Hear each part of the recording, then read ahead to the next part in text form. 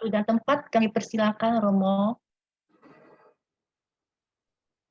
Baik, terima kasih semuanya. Selamat malam dari Surabaya untuk Bapak Ibu semuanya. Terima kasih atas undangan ini, atas kesempatan untuk berbagi. Terima kasih juga Bapak Ibu sudah hadir. Ini pertama kali saya diundang di Love Praying Family. Terima kasih.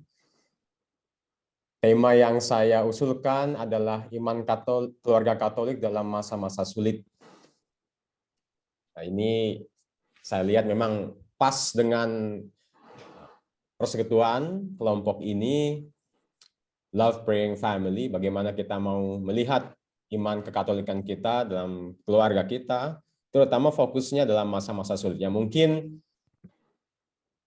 pas untuk kita mempersiapkan diri kita sebelum kita memasuki masa Prapaskah.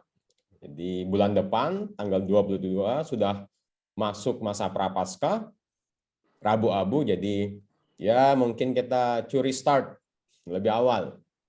Kita mau melihat bagaimana iman kita sebagai keluarga Katolik ini bisa kita dalami, kita bisa rayakan, terutama dalam masa-masa sulit. Oke. Karena sekali lagi, misteri Prapaskah, misteri Paskah adalah misteri tentang kehidupan Kristus, sengsara, wafat, dan kebangkitannya. Jadi kita mau bersama-sama menggali, mempersiapkan diri kita supaya nanti dalam mendekati masa Prapaskah, kita bisa lebih punya pemahaman tentang iman kita sebagai satu keluarga lebih dalam. Oke. Tapi ya, tema ini bukan hanya bercerita tentang persiapan kita untuk memasuki masa Prapaskah, tapi ya dalam kehidupan sehari-hari juga, masa-masa sulit ini pasti akan kita terus jalani. Di luar masa Prapaskah, di luar masa Paskah, pasti. Jadi ini kita berbicara tentang realitas, kenyataan dari kehidupan iman kita. Jadi kita sebagai manusia nggak akan bisa keluar dari kenyataan ini. Nah, pertanyaannya bagaimana kita menyikapi kesulitan-kesulitan dalam kehidupan kita sebagai orang-orang beriman, sebagai pengikut Kristus. Jadi 30-40 menit ke depan, Bapak Ibu bersama saya mohon bersabar akan mendengar suara saya.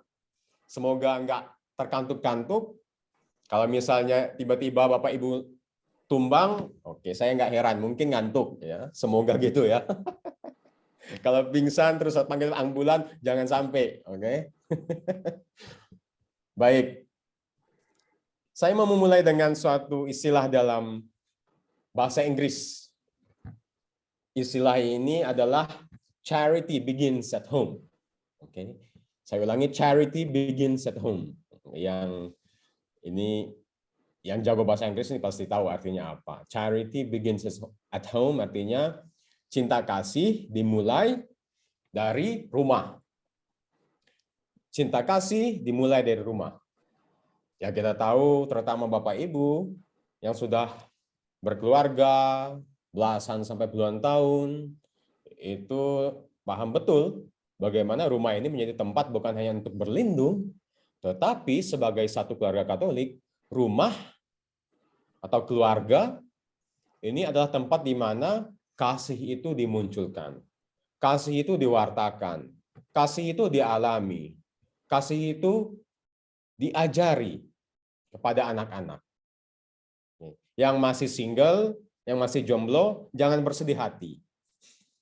Teruslah berdoa dan mencari. Siapa tahu The Prince Charming, pangeran yang dinanti-nanti mungkin akan datang. Bisa membangun suatu keluarga. Bisa memahami apa yang dimaksud dengan charity begins at home. Atau bahkan saya sebagai seorang imam berasal dari keluarga. Makanya salah misalnya, loh ngapain itu keluarga Katolik itu minta nasihat ke romo-romo. Bukannya romo-romo nggak menikah. Kasihan dong romo-romo nggak menikah. Artinya hidup saya ini sedih banget gitu ya. Romo-romo nggak menikah, nggak paham tentang hidup berkeluarga. Problema suami istri. Ups, jangan salah Bapak Ibu. Saya ini berasal dari keluarga. Saya ini seorang anak. Saya terlahir pada suatu keluarga. Jadi paling tidak sebagai seorang anak, saya melihat dan memahami kehidupan lika-liku dari keluarga. Bagaimana saya melihat orang tua saya, dia dari kecil mendidik saya, kakak adik saya tentang iman, tentang cinta kasih. Dari kecil bagaimana ia setiap hari Minggu harus rajin ke gereja, ikut sekolah minggu. Dan bagaimana kami sebagai anak melihat orang tua ini ada pengampunan, ada kasih sayang. Jadi saya tumbuh dalam suatu keluarga yang mencoba berusaha untuk menghidupi nilai-nilai Injil, nilai-nilai iman Katolik. Jadi charity begins at home. Cinta kasih dimulai dari rumah. Nah, salah misalnya ketika anak-anak sudah mulai masuk sekolah, memulai pendidikan, kemudian 100% diserahkan kepada pihak sekolah, kepada bapak dan ibu guru di sekolah. Akhirnya orang tua karena sibuk kerja, nggak punya andil untuk mendidik anak-anak. Jadi pendidikan anak-anak selesai sampai mungkin TK atau SD. Nah, itu salah. Mungkin dengan segala macam alasan, karena papa dan mama mesti kerja. Jadi yang ngasuh anak itu ya udah guru-guru di sekolah atau mungkin ada babysitternya. Bapak Ibu pasti tahu bahwa relasi antara orang tua dan anak itu sangat penting sampai kapanpun, karena ini akan menjadi pondasi kehidupan anak-anak nanti setelah dewasa, beranjak remaja, mulai mengenal banyak orang. Ini sangat penting relasi cinta yang dialami di rumah. Jadi sekali lagi kasih diajari, dialami, dimulai dari rumah. Namun kasih, pengampunan, pengertian itu enggak berakhir di rumah. Meskipun dimulai di rumah, tetapi tidak berakhir di rumah. Artinya apa? Kita enggak menjadikan cinta itu eksklusif. Kita enggak memagari kasih. Hanya sebatas ini, sampai di rumah ini. Enggak boleh keluar. Nah, itu bahaya. Cinta yang seperti ini, cinta yang mencekik.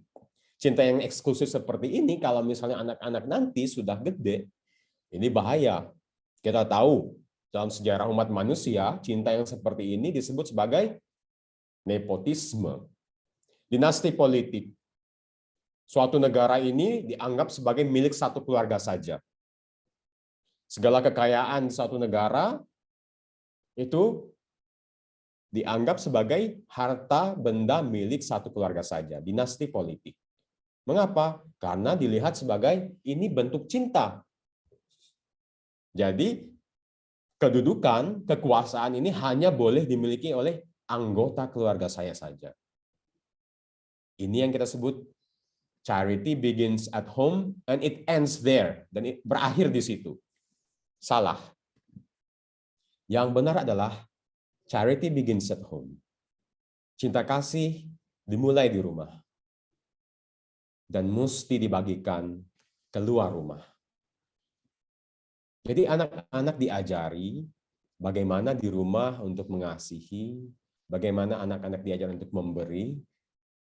Nanti ketika berelasi dengan tetangga, teman-teman di sekolah, sikap anak-anak ini memancarkan keluarga yang di rumah, orang tua. Kita kan tahu bagaimana anak-anak itu bersikap. Karena anak-anak psikologisnya, kejiwaannya itu meniru orang tua. Nah, anak-anak yang lingkungannya baik pasti akan memiliki sikap atau karakter yang baik, dan begitu juga cara mereka berelasi. Apabila anak-anak diajari di rumah untuk mengampuni, untuk mau berbagi. Jadi, cinta kasihnya enggak dipagari. Cinta kasihnya enggak ditutupi, cinta kasihnya enggak eksklusif. Seperti itu. Mengapa? Karena cinta hakikatnya adalah membagi, berbagi. Itu alasan mengapa Allah menciptakan alam semesta. Allah menciptakan dunia. Mengapa? Karena Allah sendiri adalah kasih. Kasih itu, apabila benar-benar kasih, itu selalu memberi. Allah yang adalah kasih memberi. Memberikan kehidupan, menciptakan. Itu alasan mengapa Allah menciptakan. Karena Allah sendiri adalah kasih. Allah memberikan dirinya, Allah menciptakan, dan lahirlah kehidupan. Nah, Bapak Ibu kan, masuk dalam jalinan ikatan perkawinan karena ada kasih. Kalau nggak ada kasih, ya sulit. Tapi memang tetap sulit, Romo. Belasan tahun, puluhan tahun dalam hidup berkeluarga, banyak sulitnya mungkin ya. Tapi apabila ada kasih, pasti saling memberi, suami dan istri. Nah, pemberian antara suami dan istri ini ya melahirkan buah kasih, anak-anak. Nah, kita ingat sekali lagi, Allah juga memberi. Karena Allah itu adalah cinta, maka terciptalah segala sesuatu. Namun kita tahu dalam sejarah umat manusia, keluarga juga menjadi sumber kejatuhan manusia. Kita ingat manusia pertama, Adam dan Hawa. Ketika Allah sudah memberikan segalanya karena kasih-Nya, segalanya diciptakan, alam semesta, pepohonan, hewan-hewan, segala yang indah, manusia boleh nikmati, manusia boleh panen, dan sebagainya. Tetapi Adam dan Hawa jatuh dalam dosa. Keluarga justru yang menjadi sumber malapetaka bagi manusia. Adam dan Hawa, pria dan wanita, karena tidak taat. Namun, karena Allah berbelas kasih, lewat keluarga juga Allah menyelamatkan manusia. Karena keluarga malapetaka kepada manusia kita alami, tetapi karena keluarga juga keselamatan datang untuk kita. Nah, kita tahu apa dan siapa keluarga ini. Keluarga kudus dari Nazaret. Itu alasan mengapa Allah menjadi manusia sebagai seorang bayi dan lahir kepada keluarga. Karena di dalam keluarga Allah bekerja untuk menyelamatkan. Bapak, Ibu, saudara-saudariku sekalian, di keluarga Anda, Allah berkarya untuk menyelamatkan. Jadi jangan anggap enteng keluarga Anda. Keluarga Anda adalah senjata untuk menaklukkan yang jahat, menaklukkan musuh setan iblis. Karena Allah sudah menggunakan keluarga untuk menyelamatkan kita. Keluarga kudus Nazaret. Jangan anggap enteng keluarga Anda. Jangan anggap enteng sakramen perkawinan. Rahmatnya luar biasa, Bapak Ibu. Rayakan. Minta rahmat itu. Lewat keluarga kita diselamatkan. Maria, ibu-ibu. Makanya saya ini selalu kalau bicara tentang ibu-ibu ini, hati saya ini selalu terenyuh gitu loh. Karena ibu-ibu ini sama seperti Bunda Maria. Ianya ibu-ibu ini bisa menyelamatkan anak-anak. Relasi yang baik antara anak-anak dan ibu ini bisa menyelamatkan. Ingat mukjizat pertama dari Tuhan Yesus, pernikahan di Kana, sekali lagi keluarga. Pengantin yang baru memulai kehidupan mereka. Baru mulai, langsung datang masalah. Tapi Bunda Maria paham. Bunda Maria pernah berkata, "Fiat mihi secundum verbum tuum," terjadilah padaku menurut perkataan. Nah, ibu-ibu yang memiliki devosi, yang menjalani hidup keimanan seperti Bunda Maria, yang memiliki relasi yang baik dengan anak-anak, mukjizat akan terjadi.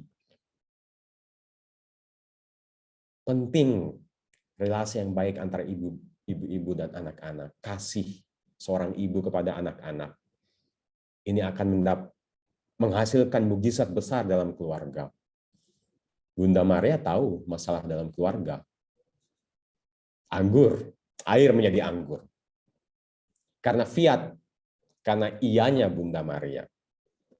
Saya bisa bayangkan ibu-ibu di sini yang lewat doa-doanya, yang lewat silihnya, yang lewat ketaatannya, iyanya banyak sekali pasti mukjizat yang terjadi dalam kehidupan keluarga. Bukan hanya keluarga ibu-ibu, tapi keluarga orang lain juga. Pegang terus iman seperti Bunda Maria, ibu-ibu.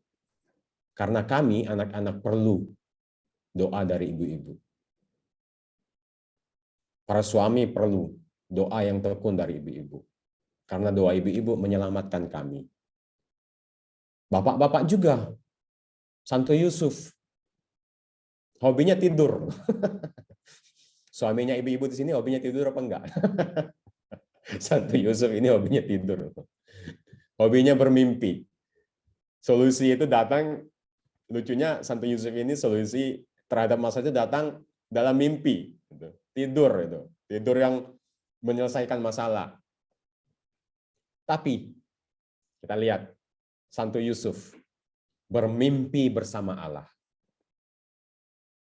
Mimpinya Allah menjadi mimpinya Yusuf. Bapak-bapak di sini, pasti bapak-bapak sebagai kepala keluarga punya banyak mimpi untuk keluarganya, punya banyak rencana untuk keluarganya, masa depan anak-anak disiapkan, punya tanggung jawab yang besar. Apakah mimpi cita-cita bapak-bapak ini sama seperti mimpi Allah? Mimpi yang menyelamatkan. Apakah mimpi bapak-bapak di sini adalah mimpi untuk terus mengasihi, tua bersama dengan ibu-ibu di sini? Semoga mimpi bapak-bapak di sini seperti itu, sama seperti Santo Yusuf. Amin. Amin. Oke. Jadi dari keluarga di Nazaret kita bisa belajar banyak tentang iman Katolik. Iyanya Bunda Maria ini bisa menjadi model bagi ibu-ibu. Bermimpinya Santo Yusuf yang juga adalah mimpi Allah yang menyelamatkan bisa menjadi mimpinya bapak-bapak di sini. Segala rencana, cita-cita, harapan kepada keluarga. Saya kadang merasa lucu ketika wawancara kanonik. Ini salah satu pertanyaan kepada pasangan yang mempersiapkan diri mereka untuk menikah. Ini tentang apa itu sakramen pernikahan. Jadi biasanya itu moodnya para pasangan yang mempersiapkan diri untuk menikah itu seperti nervous gitu. Nervous, gugup. Karena ya mungkin bahasa yang digunakan itu adalah wawancara. Kalau wawancara itu kan aduh, pasti banyak sekali pertanyaan, ini pasti gagal. Nggak, tenang aja. Pernikahannya kalau didasari oleh cinta dan kejujuran pasti aman. Jadi wawancara kanonik itu bukan seperti wawancara kerja. Oke. Bisa kandas, bisa nggak diterima, enggak. Selalu pada awal wawancara saya sering mengatakan kepada pasangan Katolik ini, wawancara kanonik ini adalah sebenarnya seperti seorang ibu. Jadi gereja ini seperti seorang ibu. Dan memang gereja adalah ibu yang ingin tahu seberapa siapnya sih anak-anaknya untuk ya menerima sakramen perkawinan. Sebagai seorang ibu, gereja pengen tahu apakah kasih yang benar-benar menjadi dasar dari pasangan yang akan mempersiapkan diri mereka untuk menikah. Jadi, oke, udah mulai tenang. Pengantar saya seperti itu. Nah, ketika saya bertanya tentang sakramen perkawinan, biasanya pasangan ini agak bingung gitu. Mengapa perkawinan dalam gereja Katolik adalah sakramen? Terus mereka bingung. Sakramen adalah tanda dan sarana keselamatan. Maksudnya apa ini, Romo? Perkawinan yang merupakan sakramen adalah tanda dan sarana keselamatan. Jadi pada bingung biasanya, kebanyakan ya. Terus saya mulai jelasin. Saya bilang, perkawinan dalam gereja Katolik merupakan sakramen. Artinya apa? Keluarga itu punya rahmat yang bisa menyelamatkan.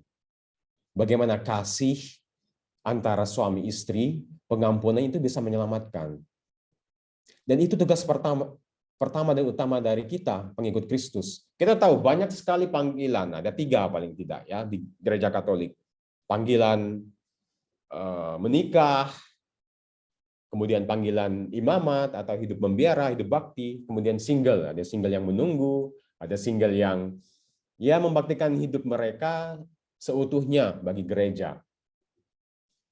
Tapi panggilan utama kita sebagai pengikut Kristus adalah untuk menjadi suci. Itu panggilan utama dan pertama. Nah, panggilan hidup lainnya menjadi seorang imam, suster, bruder, hidup berkeluarga, menjadi seorang suami atau istri, kemudian hidup single. Itu adalah cara kita masing-masing untuk menjawab panggilan utama ini, untuk hidup suci. Bagaimana saya misalnya sebagai seorang romo, sebagai seorang imam. Lewat panggilan saya mau menguduskan, ikut ambil bagian dalam misteri keselamatan. Dan Bapak Ibu juga di sini punya rahmat yang sudah diberikan lewat sakramen ini. Bagaimana dalam pernikahan ini punya rahmat. Ini yang seringkali dilupakan, terutama dalam masa-masa sulit. Lupa bahwa sebenarnya ketika Bapak Ibu menikah di gereja, Tuhan memberikan rahmat kepada Bapak Ibu. Dan ketika ada masalah, kadang yang dipikirkan adalah masalahnya. Tapi lupa meminta rahmat, ada di situ loh. Minta rahmat yang sudah diberikan dalam sakramen perkawinan. Terutama rahmat agar Bapak Ibu suami istri ini saling menguduskan. Dalam cinta, ketika melakukan kesalahan, bisa dengan lapang dada memaafkan, bisa saling mengasihi. Orang tua menguduskan anak-anak, anak-anak menguduskan orang tua. Dan semoga suatu saat nanti keluarga yang hadir di sini menjadi keluarga yang kudus. Ada santo santa baru yang gereja rayakan, yang gereja kanonisasi. Dan semoga ada keluarga di sini menjadi para kudus yang keluarga Katolik lainnya bisa teladani. Nah, itulah sakramen perkawinan, tanda dan sarana keselamatan. Tapi ya, Bapak Ibu, nggak ada keluarga yang sempurna pastinya. Banyak sekali tantangan. Banyak sekali godaan.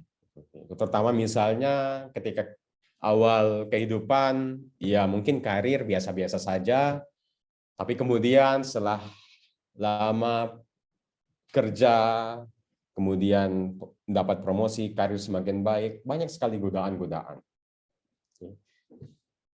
Dan mulai mungkin ada masalah-masalah dalam hidup keluarga, jadi awal-awalnya manis, kemudian dalam perjalanannya sepertinya sulit. Jadi nggak ada keluarga yang sempurna. Tetapi yang ada adalah keluarga yang berusaha untuk menyempurnakan satu sama lain. Dan dalam usaha untuk menyempurnakan satu sama lain ini, kita senantiasa terus melibatkan Allah dalam hidup kita.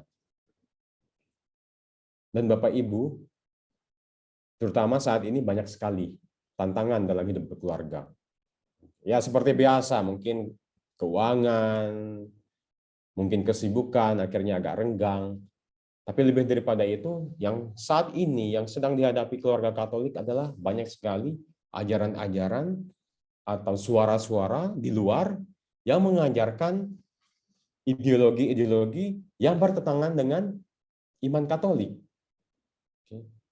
Yang memiliki pemahaman yang berbeda dari ajaran Katolik, meskipun meminjam istilah dari gereja Katolik.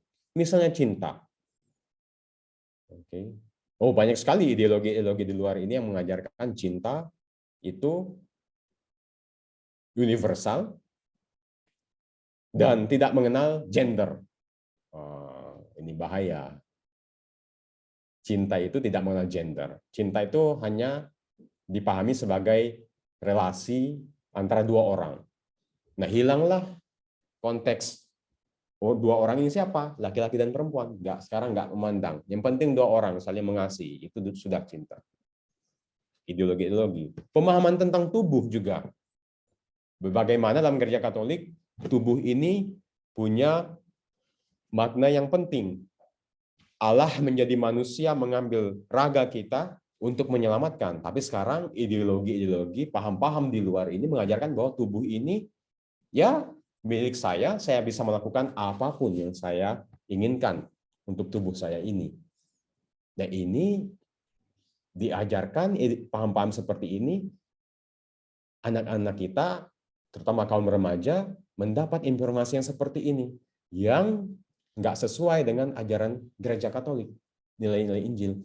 Ini sangat berbahaya. Dan juga tentang seksualitas.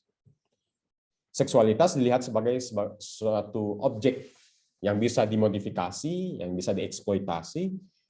Seksualitas bukan dilihat sebagai pemberian suci dari Allah, yang merupakan suatu bentuk jalinan kasih. Nah, hal-hal seperti ini, paham-paham yang di luar ini, Bapak Ibu, ini adalah cara-cara licik si jahat untuk menggoyahkan keluarga Katolik. Ini memang seperti hal yang biasa-biasa saja, tetapi harus hati-hati. Nah, makanya di dalam keluarga, pendidikan iman Katolik ini penting untuk anak-anak. Bagaimana cinta itu benar-benar dipahami sesuai dengan ajaran gereja Katolik. Sebagai orang tua, cinta ini bisa terus dialami dan anak-anak bisa melihat tubuh. Bagaimana bisa menghargai tubuh, maskulinitas, paham dan menghargai sebagai seorang laki-laki dan sebagai seorang perempuan. Seksualitas, apa itu seksualitas yang sebenarnya maksud dan tujuannya. Bahwa seksualitas ini adalah pemberian, it's a gift dari Allah yang harus dirayakan, bentuk dari pemberian diri yang utuh dalam hubungan cinta yang sejati, yang menyelamatkan. Jadi, Bapak Ibu, tantangan saat ini adalah bagaimana keluarga Katolik harus tetap kuat. Dan dalam salah satu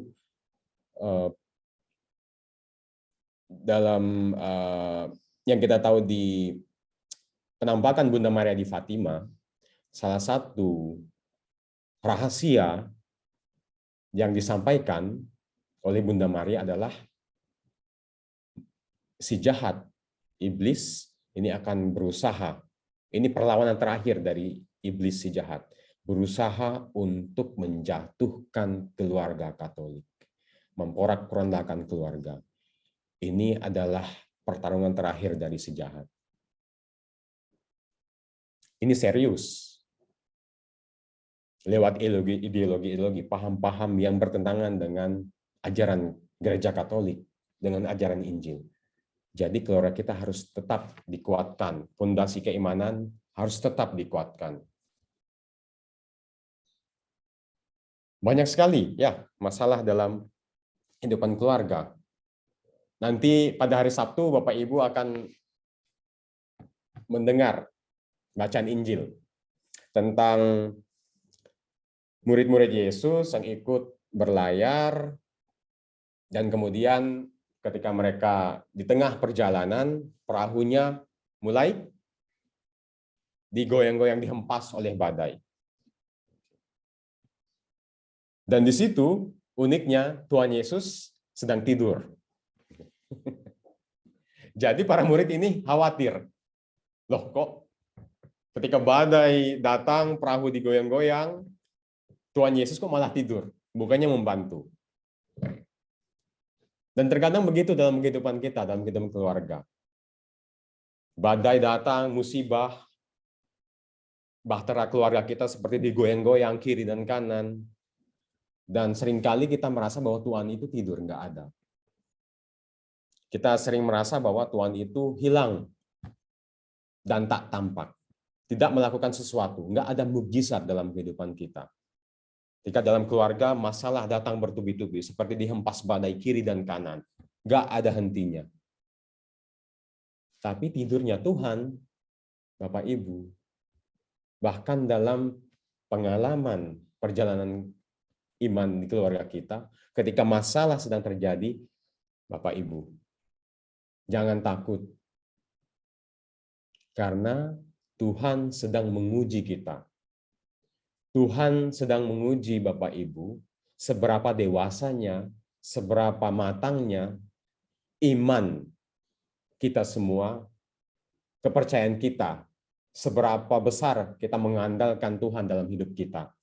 Jadi ketika ada krisis dalam kehidupan kita, jangan takut, jangan khawatir, jangan fokus kepada badai, jangan fokus kepada masalah, jangan pernah merasa bahwa Tuhan itu tidur.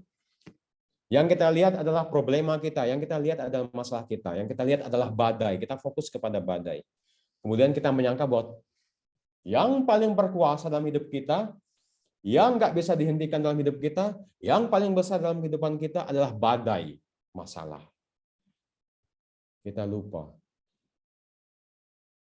bahwa Tuhan lebih besar dari masalah kita.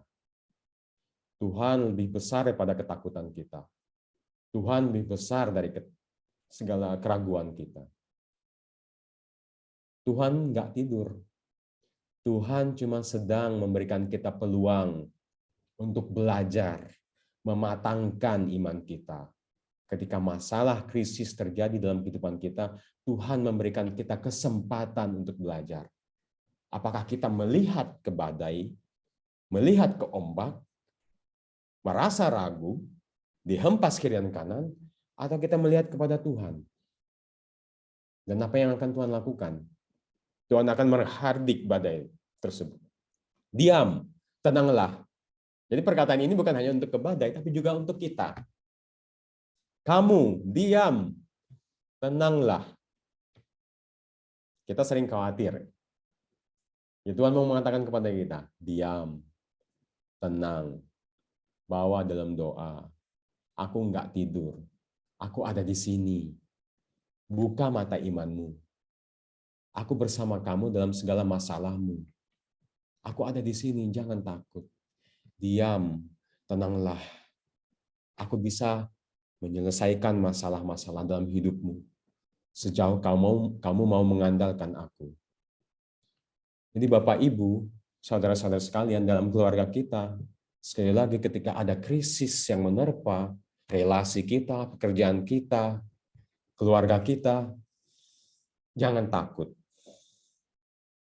Ini adalah suatu tes perjalanan iman. Dan ini bukan akhir dari perjalanan iman kita. Ingat, para murid ini sedang dalam perjalanan. Jadi, ini bukan akhir dari perjalanan kita. Bapak Ibu, it's not an ending if it's not a happy ending. Itu bukan akhir.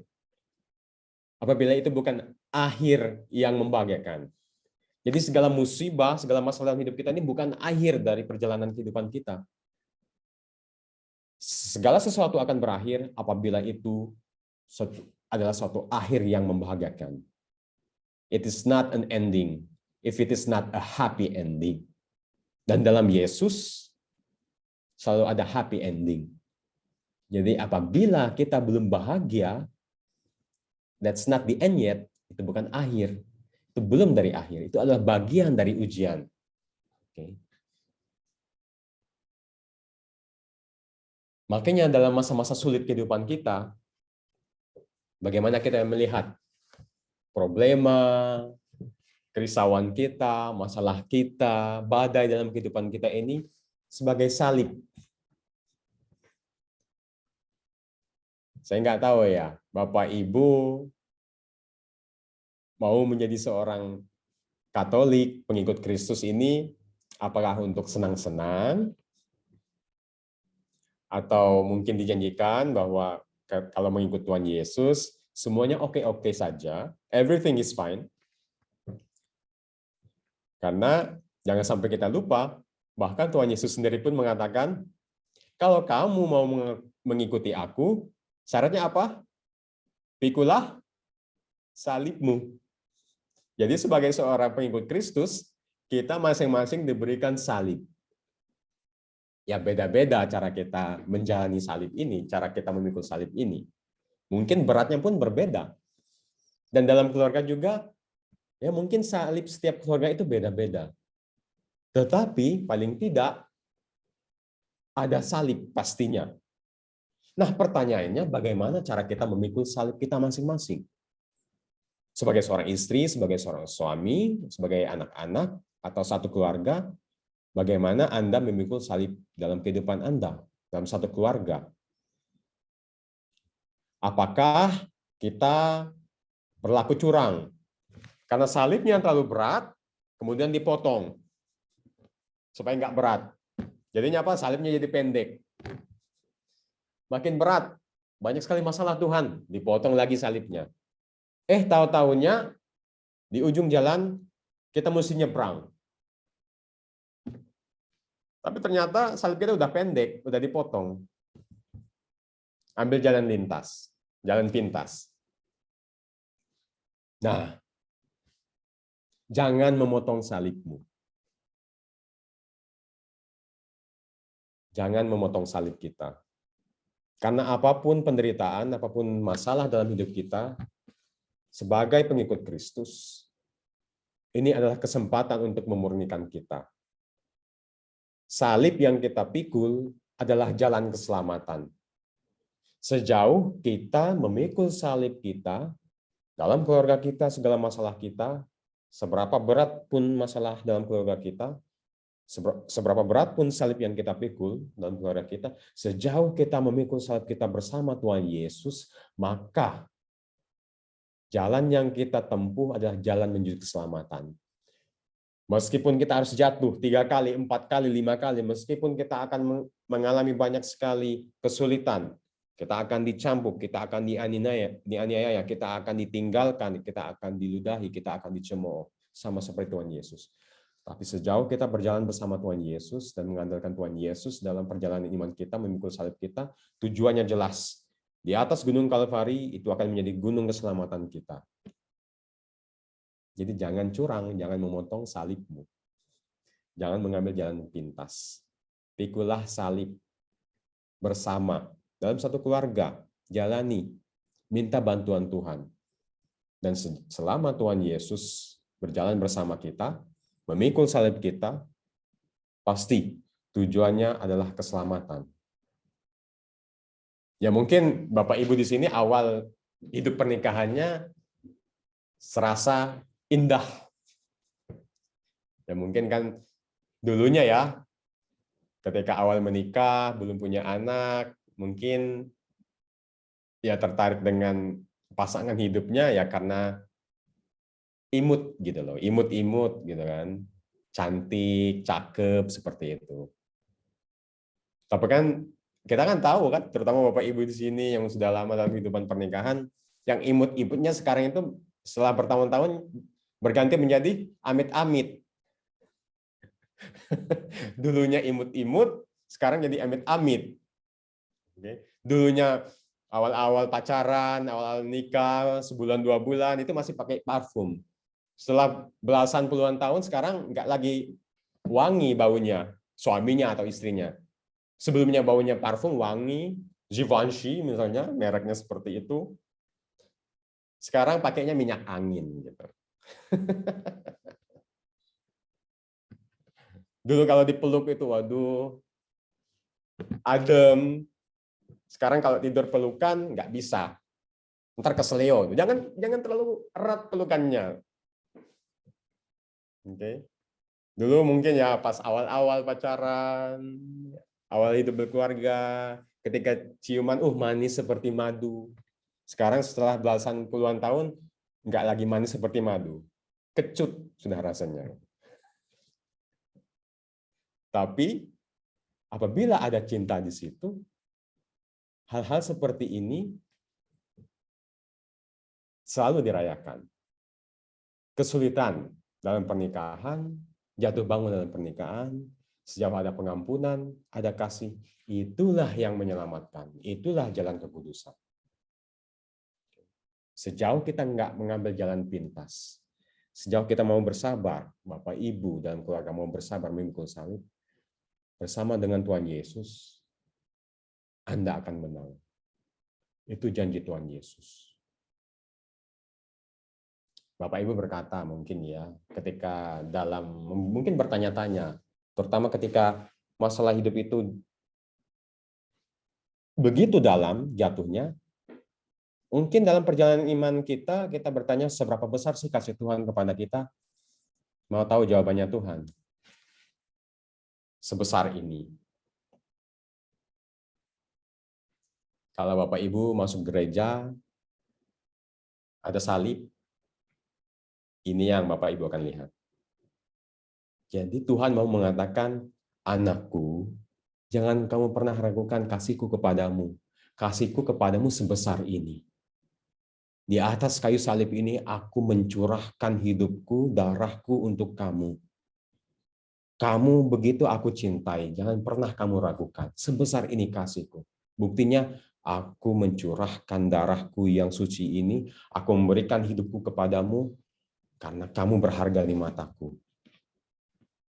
Bapak Ibu, ketika ada masalah dalam hidup keluarga, sebesar ini kasih Tuhan untuk Bapak Ibu. Tuhan siap memeluk. Dan sebesar ini juga kasih yang harus Bapak Ibu munculkan, tampakkan kepada anak-anak. Sehingga suatu saat nanti ketika anak-anak mengalami masa-masa sulit, anak-anak, Bapak Ibu tahu bahwa kasih Allah sebesar ini. Bahwa anak-anak itu berharga di mata Tuhan. Sampai Tuhan mau mencurahkan darahnya yang kudus, mau memberikan hidupnya bagi Bapak Ibu, bagi kita semua.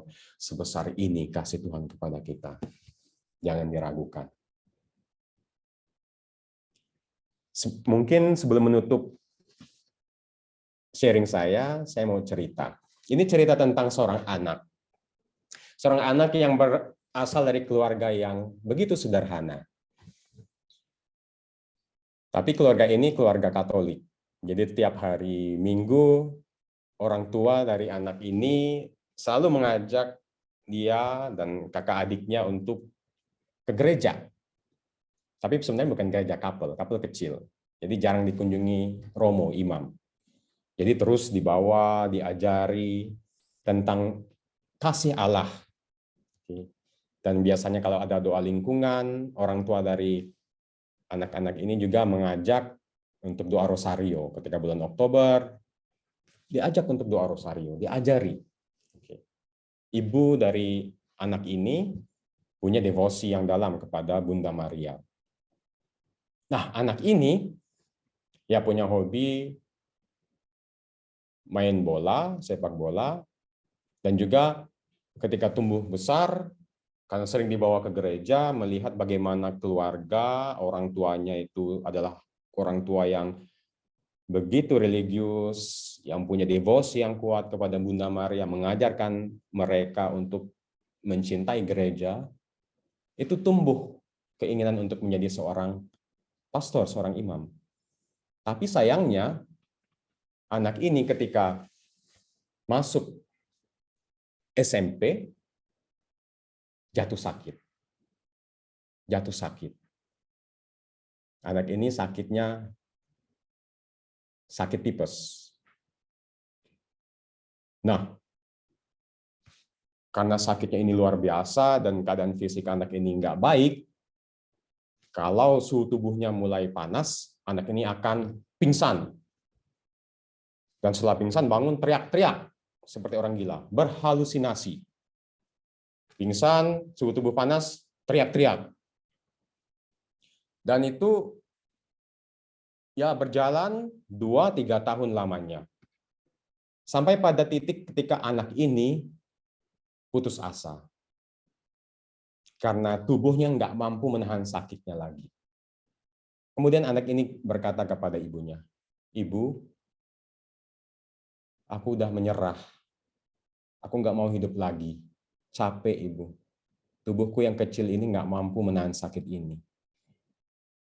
Seminggu sembuh, 3 bulan sembuh, sakit kambuh. Seminggu, 3 bulan, 6 bulan oke, kambuh lagi, sakit lagi. Tubuhku nggak mampu. Aku menyerah, aku nggak mau hidup lagi."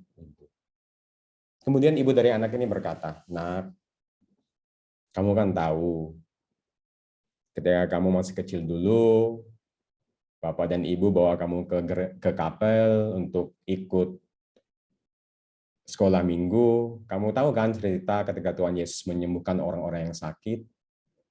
"Iya, Bu." "Jadi, kamu percayakan kalau Tuhan Yesus bisa menyembuhkan kamu, seberapa berat sakitmu, seberapa dalamnya penderitaan yang kamu alami, Tuhan bisa menyembuhkan kamu." "Iya, Bu." Kemudian mulai oke, kemudian kambuh lagi. Dan salah satu episode dalam keadaan sakit anak ini, suhu tubuhnya naik, pingsan, dan teriak-teriak. Dan ibu dan ayah dari anak ini khawatir. Mengapa? Karena mata dari anak ini sudah putih. Biji matanya sudah putih. Sudah diambang kritis. Dan ibu dan ayah ini sudah kewalahan. Terutama si ibu kewalahan. Bagaimana ini? Si anak ini tetap aja teriak-teriak seperti orang gila dan bola matanya sudah menjadi warna putih. Naluri, seorang ibu. Akhirnya ibu ini menyusui, gesturnya menyusui anak ini. Dan setelah teriak-teriak, ditempelkanlah ke bibir anak ini, kemudian tenang. Naluri seorang ibu. Jadi menyusui adalah memberi hidup. Dan anak ini akhirnya tenang dan ingat dan sadar. Kembali ketika masih bayi, ketika masih kecil, dengan menyusui, hidup diberikan. Anak itu menjadi tenang. Kemudian setelah berapa bulan, akhirnya berapa tahun, anak ini lulus SMP dan masuk seminari menengah. Cita-cita untuk menjadi seorang imam, seorang romo, tercapai. Masuk seminari menengah. Tahun pertama masuk seminari menengah, masih kambuh. Tetapi pelan-pelan berangsur, sakit dari anak ini menjadi oke. Dan pelan-pelan, sakitnya nggak kambuh lagi. Dan pelan-pelan anak ini menyadari bahwa masuk seminari menjadi seorang imam adalah mukjizat. Dan dalam perjalanan di seminari, pembinaan dan sebagainya, ini yang terus diingat. Bahwa sakit ini adalah bagian dari perjalanan iman. Bahwa anak ini ingat perkataan ibunya. Bahwa Tuhan Yesus bisa menyembuhkan. Bahwa anak ini ingat satu episode tersebut, si ibu, karena nalurinya sebagai seorang ibu, hendak menyusui anak tersebut. Akhirnya bisa tenang. Dan akhirnya setelah belasan tahun, anak ini ditabiskan menjadi seorang imam. Dan dalam misa pentahbisan, anak ini ingat akan jasa kedua orang tuanya. Dan lewat berkat pertamanya, sebagai seorang imam, anak ini memberkati kedua orang tuanya. Dan dalam misa perdananya, anak ini, yang sekarang sudah menjadi imam, memberikan satu helai kain putih. Namanya manutergium.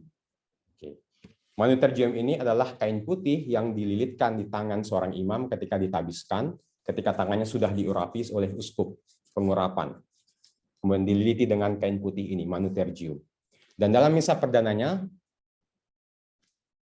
anak ini yang sudah menjadi imam memberikan kain putih ini, manutergium ini kepada ibunya. Ini yang dikatakan anak tersebut. Ini tradisi gereja. Dikatakan bahwa pada suatu saat nanti, ketika ibu dari seorang imam ini meninggal, kain putih ini, manutergium ini akan menjadi paspor bagi ibu dari anaknya yang adalah imam tersebut. Dan ketika bertemu dengan Santo Petrus, ibu ini hanya cukup berkata, "Ini pasporku, anakku adalah seorang imam." Dan Santo Petrus mempersilahkan ibu ini untuk masuk surga. Jadi anak itu mengatakan, "Ibu, ini paspor untuk ibu, surga untuk ibu." karena ibu dan ayah telah mendidik saya, menyembuhkan saya lewat cinta dan perhatian dari Bapak dan Ibu, sehingga saya sampai sekarang bisa sehat menjadi seorang imam. Ini surga untuk Bapak dan Ibu. Mereka berpelukan, umat pun terharu, sedih, menangis, terharu. Itulah akhir cerita, perjalanan yang indah. Dan imam itu namanya Romo Rambangawan OP. Dan ibu itu adalah ibu saya. Cinta menyembuhkan, cinta memberi hidup. Bapak Ibu berdoa, mohon rahmat Tuhan, karena cinta menyembuhkan dan memberi hidup. Terima kasih. Terima kasih, Romo Rambang. Perenungan